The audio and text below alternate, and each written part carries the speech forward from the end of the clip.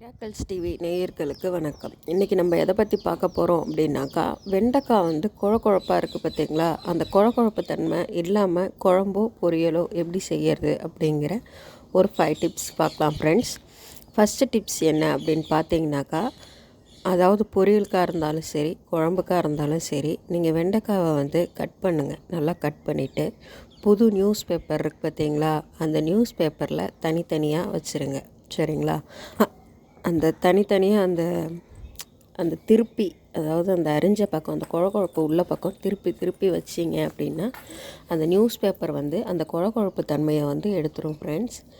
Next second tips என்ன அப்படின்னு பார்த்திங்கன்னா, நம்ம வந்து எண்ணெய் ஊற்றாமல் ட்ரை பேன் இருக்குது பார்த்திங்களா? அந்த ட்ரை பேனில் வந்து ஃபஸ்ட்டு நல்லா அந்த குழப்பு தன்மை இருக்குது பார்த்திங்களா? அது போகிற அளவு ஓரளவு ஒரு ப்ரௌன் கலராக நல்லா மாறுற அளவு அந்த வெண்டைக்காவை வந்து ட்ரை பண்ணிக்கிட்டீங்க அப்படின்னா, குழம்புக்காக இருந்தாலும் பொரியலுக்காக இருந்தாலும் அந்த குழப்பு தன்மை இருக்காது ஃப்ரெண்ட்ஸ்.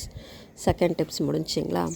தேர்ட் டிப்ஸ் என்ன அப்படின்னு பார்த்தீங்கன்னா, நம்ம வந்து குழம்பு வந்து இது பருப்பு புளி எல்லாம் ஊற்றிட்டு, சாம்பாராக இருந்தால் பருப்பு புளி எல்லாம் ஊற்றிட்டு லாஸ்ட்டாக கொதி வரும் பார்த்திங்களா? அந்த டைமில் வந்து நீங்கள் வெண்டைக்காவை போட்டிங்க அப்படின்னாக்கா அந்த குழப்பு தன்மை தெரியாதுங்க ஃப்ரெண்ட்ஸ்.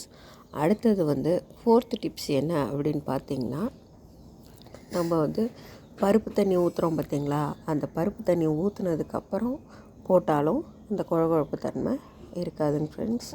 ஃபிஃப்த்து டிப்ஸ் என்ன அப்படின்னு பார்த்திங்கன்னா, நம்ம வந்துட்டு அதை வந்து ஒரு 1 ஹவருக்கு முன்னாடியே நம்ம அரிஞ்சு ஒரு துணியில் நம்ம துடைச்சிட்டோம் அப்படின்னாலும் அந்த குழப்பு தன்மை நம்ம துடைச்சி எடுத்துட்டாலும் நம்ம குழப்பு இருக்காதுங்க ஃப்ரெண்ட்ஸ்.